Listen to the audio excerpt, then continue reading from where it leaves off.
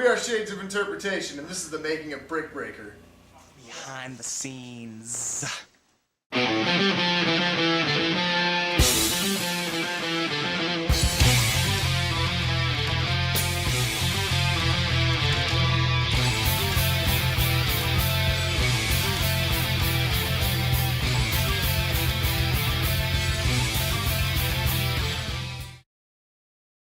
When I first met with the band, I think they were a little skeptical of what I was presenting to them.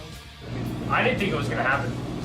See, and I was like, oh yeah, he's got a good idea, but this ain't going to happen. Nobody ever approached us for a music video before. Yeah. We never really thought about making one either. I mean, we throw ideas around, but we never really seriously considered it. It was one of those things that we didn't think it was feasibly affordable. I will admit, I had my reservations. It was like, is this really going to happen? I thought it was a good idea, and it really kind of jogged the idea of us being that type of band too. Like, I would say we can make more videos in the future for more songs. Like, it kind of coincides with, we had a radio hit, well, let's turn that into a video hit, you know? And the idea to use Dr. Slaughter's was actually almost October. I knew that they were soon going to be opening for business, and since this was a metal music video that we were shooting for, it seemed to all kind of fit together into place. I originally went to the police station to talk to the DARE officer because I knew that DARE received all the proceeds from Dr. Slaughter's. When I got there though, they told me that DARE actually does not run it, they just receive funding from Dr. Slaughter's. So they gave me DARE's number, and I called them, and they were able to point me in the right direction and actually have Randy and Daryl get a hold of me. And then I asked them. I didn't actually expect them to say yes, but when they did, it just completely blew my mind. I was so excited. There was so much opportunity just right there with them saying that they were willing to support us and do whatever they needed to do to make this happen.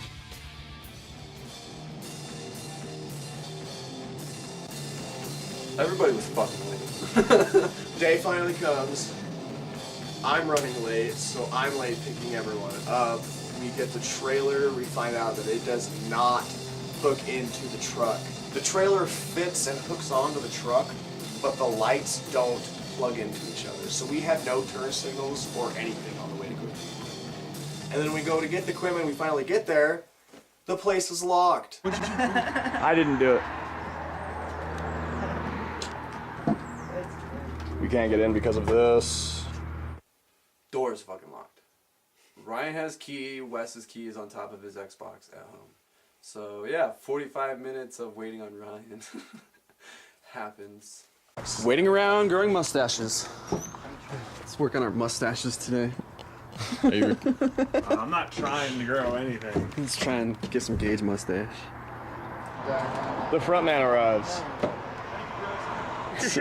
You saved us, man. You saved our asses. You're damn right I did. Dude, I'll have your babies. I haven't even had my fucking coffee yet this morning, man. I woke up, I'm smoking my first cigarette, and I get this fucking... I didn't even know I got a call, it just said I had a voicemail. I'm like, what the fuck? So I checked the voicemail, and it's you. I'm like, so I forgot my shit. I know that I'm pissing you off right now. Totally forgot my shit. and then I'm like, fuck, dude. I haven't even woken up enough to where I even understand what the fuck is going on yet. So I'm like, oh, what do I gotta do? I gotta put shoes on. I gotta go somewhere. So I gotta slowly piece it I'm together. like wandering around the house trying to figure out what I'm doing. And Heather's like, what are you doing? I'm like, I gotta go give Wes the keys for the shop. Then you sent the text message, and I'm like, I don't know what's happening. I'm not ready yet. Oh, I do appreciate it. Shit, yeah, for real, man. Seriously, we pulled up and I'm like, fuck. I just thought he had the key, he didn't have the key. So we had to have Ryan come save us. Oh, Hey, no. at least you gotta sleep in. I didn't wake you up. I didn't wake his ass up. That's true. That would have been a bad deal. I woke these guys up at 8, man. I'd have been like, because I haven't even had my first cup of coffee yet, dude. If you'd have straight woke me up, I'd have been like, you're fucking waiting. You're just like, I'll be there in like I'll be 3 there when I hours. get there. Thanks, Ryan. Success! You're in. Woo! You're in the door. In the damn door.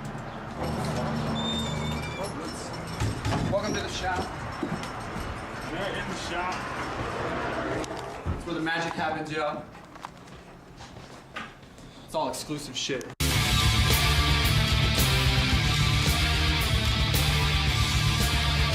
Whore. Use these as props. Kyle's a pig. Whore. The real test is not like fuck anything up in there. That's Right. Okay, I will be as gentle as I possibly can. We want to take a... No, he's not. yeah. Well, if you're cool with that. By the time we got to Dr. Slaughter's collection hour of total late time was probably an hour and 45 minutes late. Honestly, you wonder why I just never really get worked up over schedules. Right. Because this shit happens. Because life happens. Dude, Life. like, schedules. Dr. Slaughter's ain't here. It happens though, man. Right. But like we're late too, if you want to get technical. But... Finally get to Dr. Slaughter's, and no one's there. But after a quick walk to the gas station and a near-death experience with our drummer, Randy finally shows, and we're able to start setting up.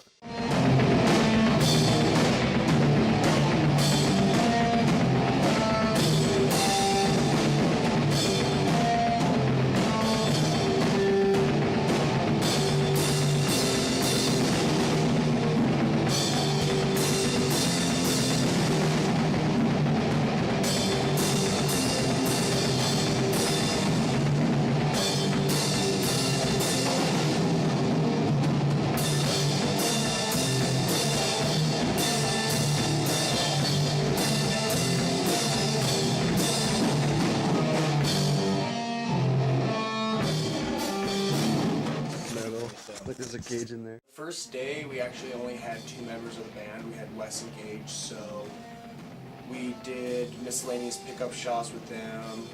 We walked around Slaughters and just thought of any possible ideas that we could come up with. We dressed Wes up like a demonic scarecrow and had him chase Gage around.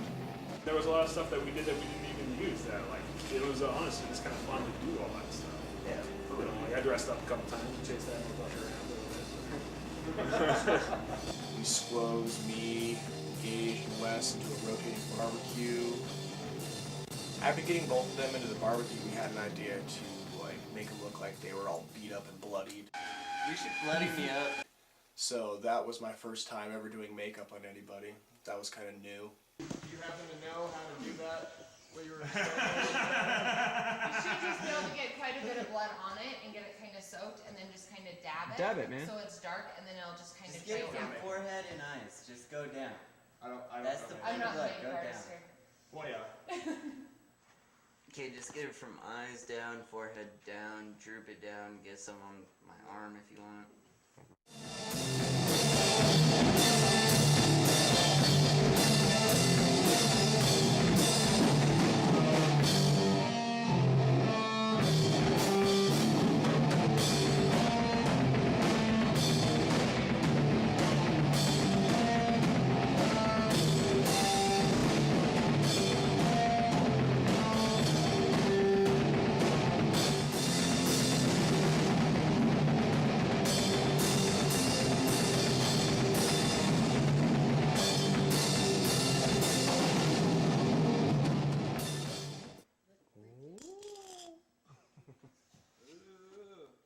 Alright, let's crank him up. Well, honestly, the truth, I was kind of weary about getting in that thing because it really had this much of an opening, and I squeezed my fat ass in there. Oh, and when you got on it, it creaked. Yeah, it's and like, shook.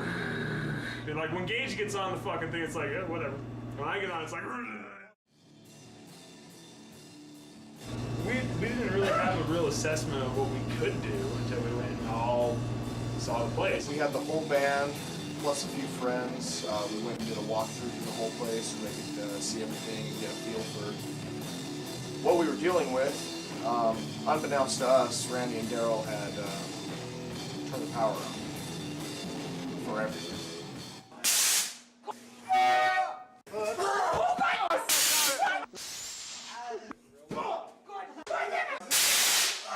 This is a night shot.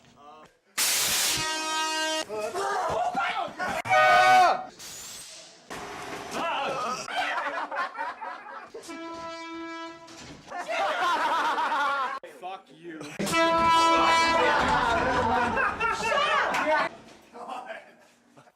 actually had a little buddy of his running around too, scaring us at random spots throughout the whole place. Do we have too many shots? Oh, I'm tripping out with that. Yeah, I don't like the lights. It's kind of cool. He'll take it off.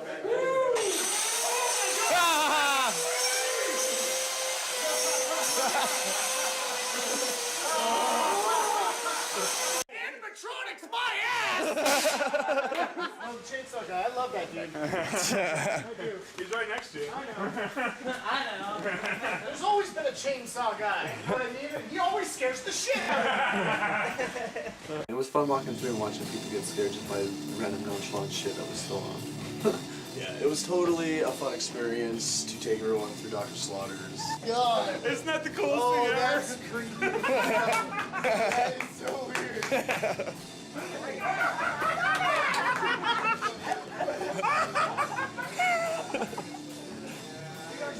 I couldn't help myself.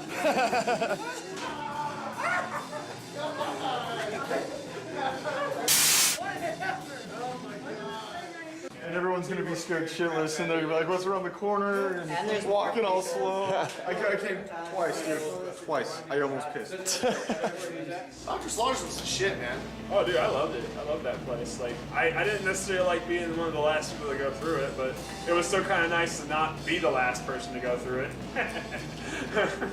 It was cool to see a haunted house that actually has its shit together. Like, even if it wasn't all put together precisely, or like completely, it was still really cool to be in there. Oh yeah. Like, it was a playground. It was fun. Well, it was really cool that they opened up their arms and was like, yeah, we'll do whatever the hell you want. Yeah, we're cool with that. Yeah, we're cool with that. The place is crazy, man. It's just a maze of rooms and crazy environments all linked together. Where did you come out of, Tyler? Did you come out of a different how one? any of that shit works, dude. I got lost before I knew it. It took 5 years of fucking work to put it back up in 6 months. Thousands of dollars worth of sets went into there, and they opened their arms and let us come in, do whatever we wanted, and, you know, have a good time. The original ideas for the video varied, actually, from person to person.